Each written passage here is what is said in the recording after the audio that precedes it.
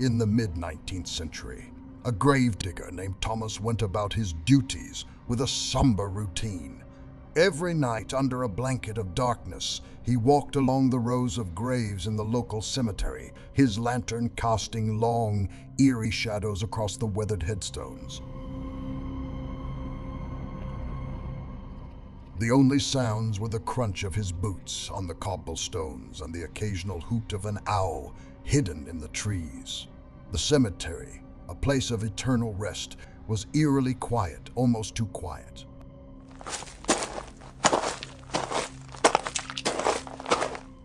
One night, as Thomas was making his rounds, a faint whisper caught his attention. He stopped, held his breath, and listened intently. The whisper was so faint that at first he thought it might be the wind rustling through the trees.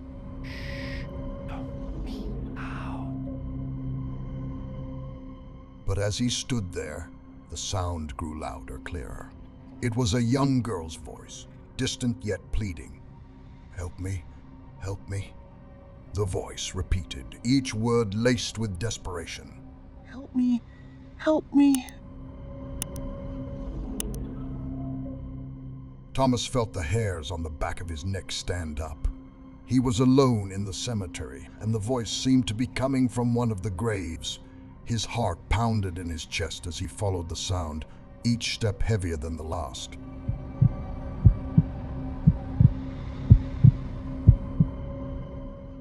The voice grew louder as he approached a new grave dug only a few months ago. The headstone was simple, engraved with the name of a young girl who was said to have died in September.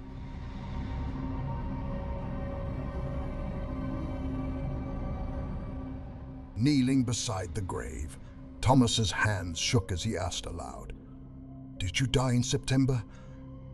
The voice answered immediately, sending a chill down his spine.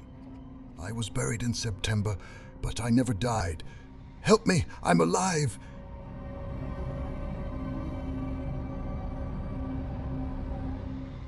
Thomas's mind raced, trying to comprehend the impossibility of the situation. He shook his head, the words escaping his lips before he could stop them.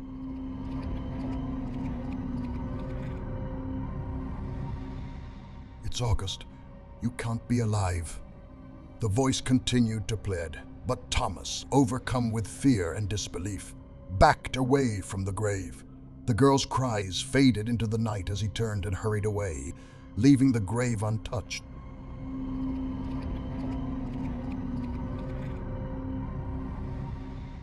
The next morning, Thomas could not escape the experience. He returned to the cemetery with some townspeople, determined to discover the truth. When they dug up the grave, they witnessed a horrifying scene. The inside of the coffin lid was covered with deep, bloody scratches, as if the girl had desperately tried to escape. Her fingernails were worn down to the bone, and her face was frozen in a final, silent scream.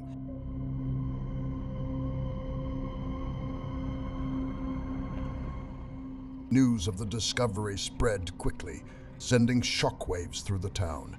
It was clear that the girl had been buried alive, her shallow breathing mistaken for death. In the months that followed, more graves were opened, revealing the same horrifying evidence. People buried alive, left to die in the darkness of their coffins, their final moments filled with unimaginable horror.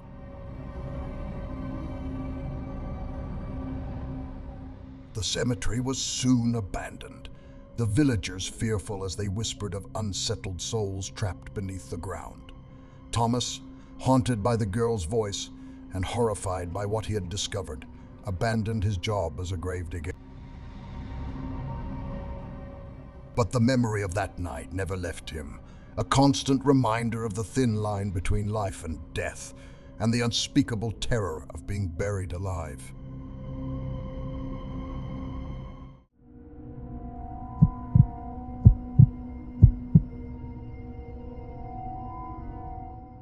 In the early 2000s, a disturbing tale began circulating among children, whispered at sleepovers and shared nervously in schoolyards. The tale tells of a figure known only as the Candlelight Prowler, a sinister man who visits children in the middle of the night. It is said that he moves silently through the dark hallways of homes, a white candle casting flickering shadows as he creeps toward his unsuspecting victim.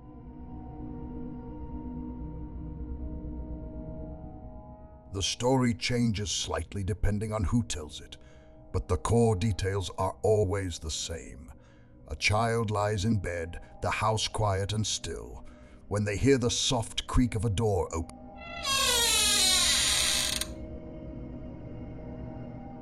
The dim light of a candle will appear in the doorway, and there, silhouetted against the dark background, is the tall silhouette of the prowler.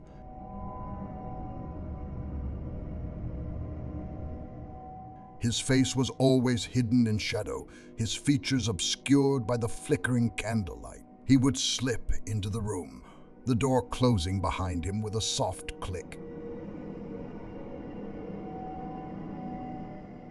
The stalker would stand in the corner, watching the child with terrifying intensity. His eyes would follow the rise and fall of their chests as they breathed, studying every movement, waiting for any sign that they were awake. The children knew that if they showed the slightest awareness, if they moved too much, if they blinked at the wrong time, the stalker would come closer. And when he did, unspeakable horrors would follow.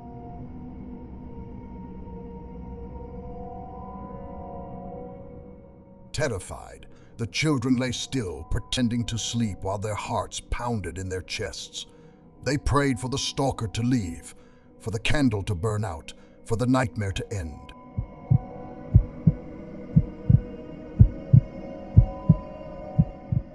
Finally, when the candle had melted in the man's hand, he would slip out of the room as quietly as he had entered, leaving only a few drops of wax on the floor as evidence of his visit.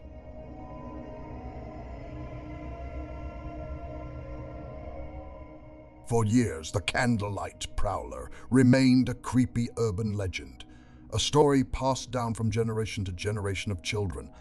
But over time, rumors began to emerge that the legend was based on something far more terrifying than fiction.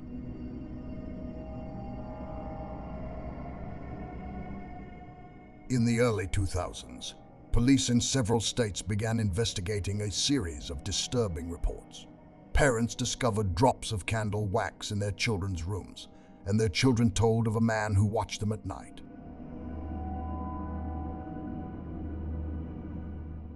The eerie details were consistent with the urban legend, from the white candle to the silent, menacing presence of the stalker. After months of investigation, law enforcement uncovered the horrifying truth. The Candlelight Prowler was real, and his name was Darren James McDonald. McDonald was a predator who stalked children in their homes, sneaking into their rooms He carried a white candle, using its soft glow to move through the house and terrify his young victims. McDonald's reign of terror lasted for years before he was finally caught. The details of his crimes shocked the nation, revealing that he not only stalked these children, but also harmed many of them in ways too horrific to describe.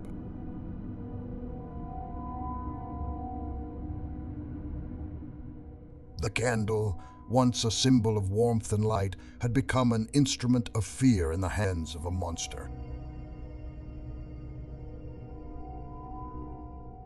Even after McDonald was caught and imprisoned, the legend of the Candlelight Prowler continued to haunt the imaginations of children.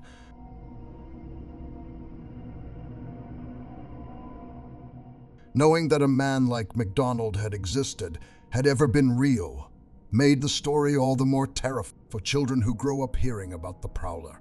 The darkness in their bedrooms will never feel safe again.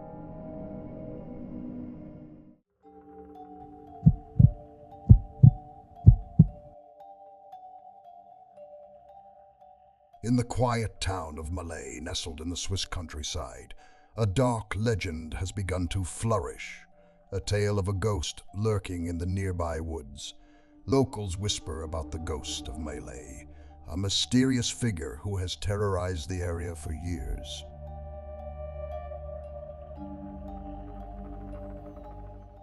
Some say he is a vengeful spirit, others claim he is a madman who has lost his mind in the wilderness. But everyone agrees on one thing: he is real.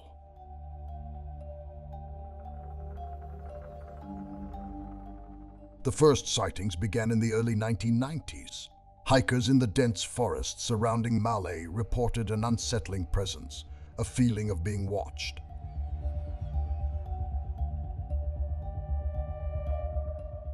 It always begins the same way. As they walk along narrow paths, the trees seem to close in around them, branches reaching out like gnarled hands.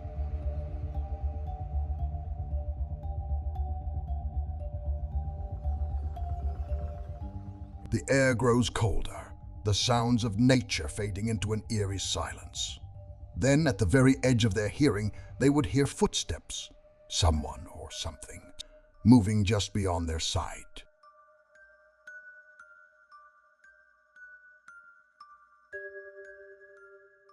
The footsteps matched their pace perfectly. If they walked faster, the footsteps would quicken. If they stopped, the footsteps would stop. And if they dared to run, the footsteps would follow at a terrifying pace.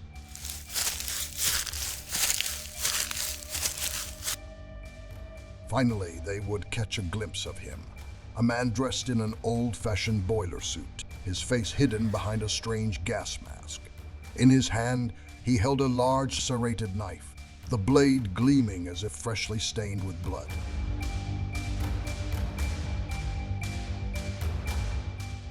The specter never spoke, never made a sound, but his mere presence was enough to strike fear into the hearts of those who encountered him.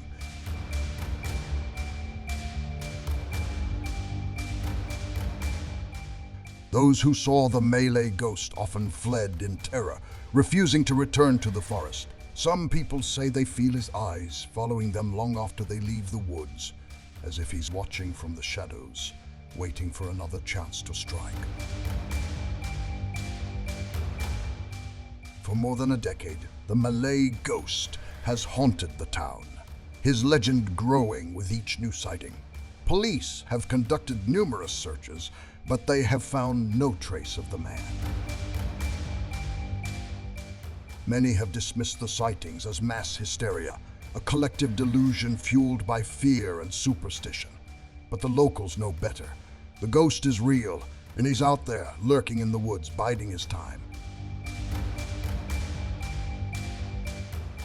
Then, in the early 2000s, an amateur photographer captured something that sent shockwaves through the town. He had been out in the woods, hoping to photograph wildlife, when he saw a figure standing among the trees. The photographer, frightened but determined, took a picture before fleeing the scene. The photo was published in a local newspaper, showing a man wearing a hazmat suit and gas mask, exactly as the legend described. The photo caused a stir, and the police were forced to take the legend more seriously.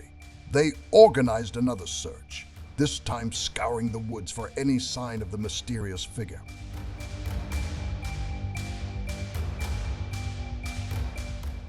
Days passed without any clues, and just as hope began to fade, they found something: a hazmat suit and gas mask, discarded in a clearing deep in the woods.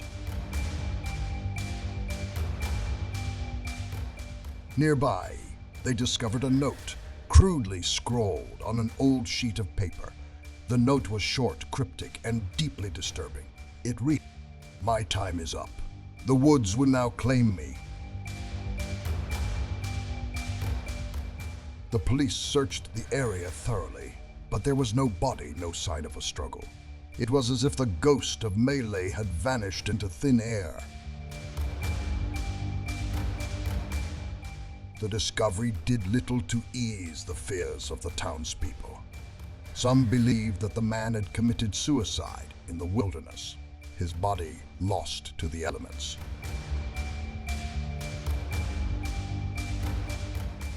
Others whispered that he had simply moved on, leaving Malay to haunt another place. The forest, once a place of peace and beauty, was now shrouded in darkness and fear. The story of the ghost of Malay became a legend, not only in the town but throughout the country. People traveled from far and wide to see the forest where the ghost had walked, hoping to catch a glimpse of the figure that had terrified so many.